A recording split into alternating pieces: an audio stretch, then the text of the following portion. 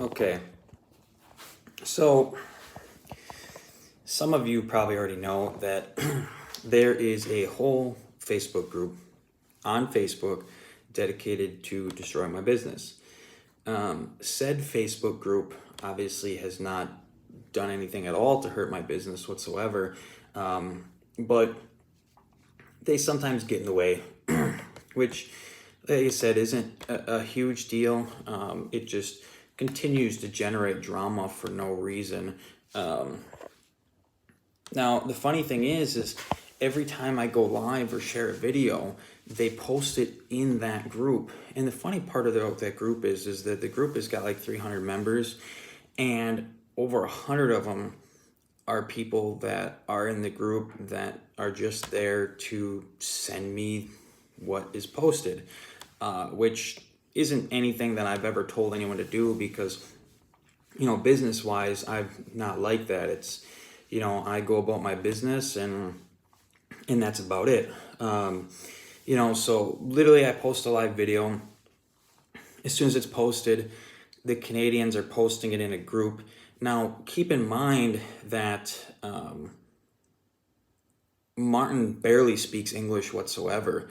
And it's funny because he always comments on the stuff and his English is completely just super broken.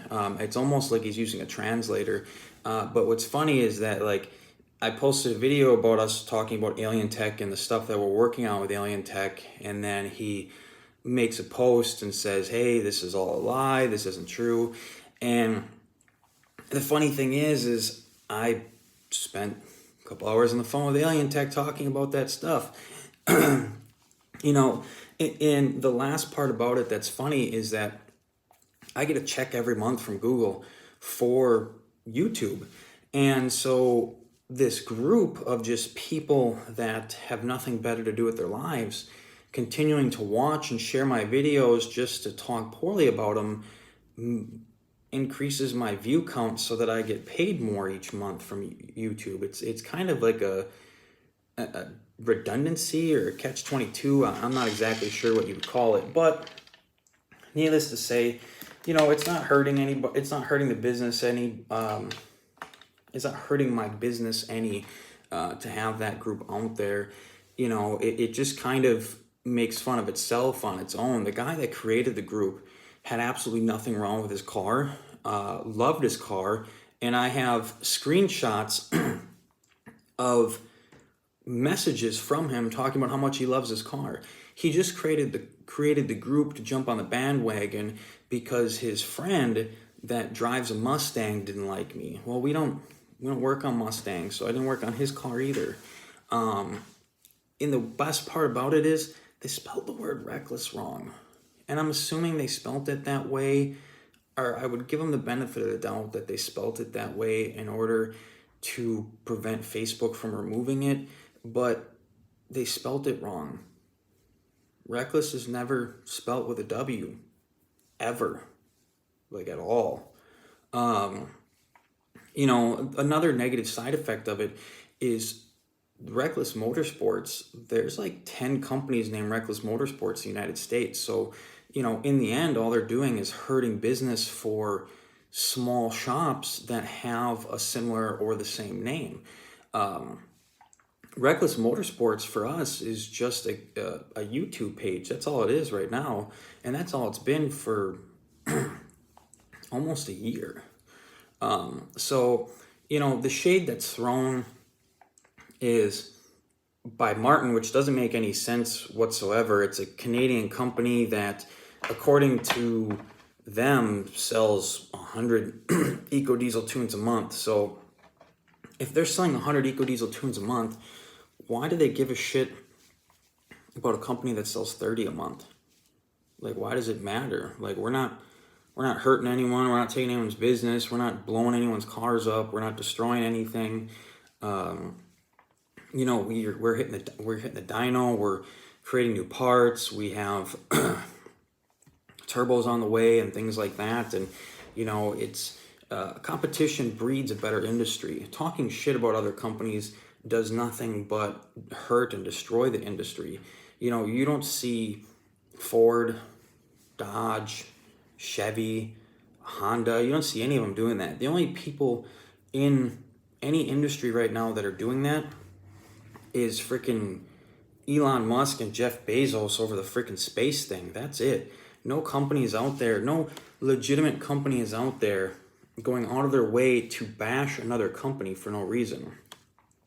You know, that just seems to be a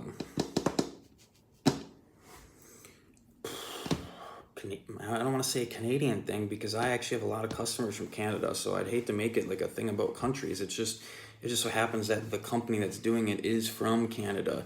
So I don't know what you'd call it, poor business practice. I mean, the main guys that's spreading all the hate, neither of them tune like at all or know anything about tuning. They just repeat what's written down by Martin, and Martin can't even provide a dyno sheet for his original tuning. And on top of that, his tuning magically went from 60 horsepower to 70 horsepower 6 months after we were selling 70 horsepower that was dyno proven. Still no dyno sheet. Huh. Well, I hope the people that are watching are having a good morning. We are heading down to Illinois today to work on a couple vehicles. Next week, we are going to be going to Indiana, Ohio, Kentucky, and Tennessee. During that time, we might be dragging a trailer with to pick up a customer's vehicle to install a brand new engine for their vehicle. It's not someone that has tuning BIOS or anything like that. Their motor went out, and we are the only ones in the US that are going out of our way to rebuild and change motors in these. So we have 3 or 4 blown up motors on the shelf that we've been trying to pick up from people at a reasonable price, just so we can have extra hard parts on the shelf and things like that. I mean, we put a motor together a few weeks ago, and it's done great. We're pretty happy with it, and we're going to keep doing so. We're going to look into our own modifications to the bearings and the mains and things like that. Just some ideas to help with oil flow, but you know, the main issue is the crank is made out of shitty material, so there's not really much we can do for the bottom end, except for just tuning stuff only. So, but like we've said in the past, we do a lot of changes to the tune to help with the bottom end. But I guess I'll end this video here. I'm gonna try to get some time to put together some more actual tuning videos instead of just random live videos. You know, and I guarantee the next thing they're gonna talk shit about is the pink curtain with the broke curtain rod behind me, because my daughter bent the curtain rod. Apparently, for those of you who haven't heard, apparently I'm a drug addict. 5'10" and I'm 190 pounds, but apparently I'm a drug addict. I don't know if the drug is eating food or what. I'm trying to think of some other crazy shit that they said recently. Oh, Martin said to multiple people, the only reason they go easy on us is because I'm skinny and I need the food. So apparently the Canadians are overweight, which I thought that was an American thing. So anyway, have a good day. Anyone's got any questions, they can message me. I got it's the Arby's. Do they have a lot of Arby's in Canada? I don't know. I figured it was mostly moose and beer. Yeah. Actually, Jesse, message me too, because I think if you're in Madison, I can stop by you today too, and give you the updated version of your file. All right, I'm gonna take off for the day. I got some stuff to set up on our plasma table as well, so have a good day.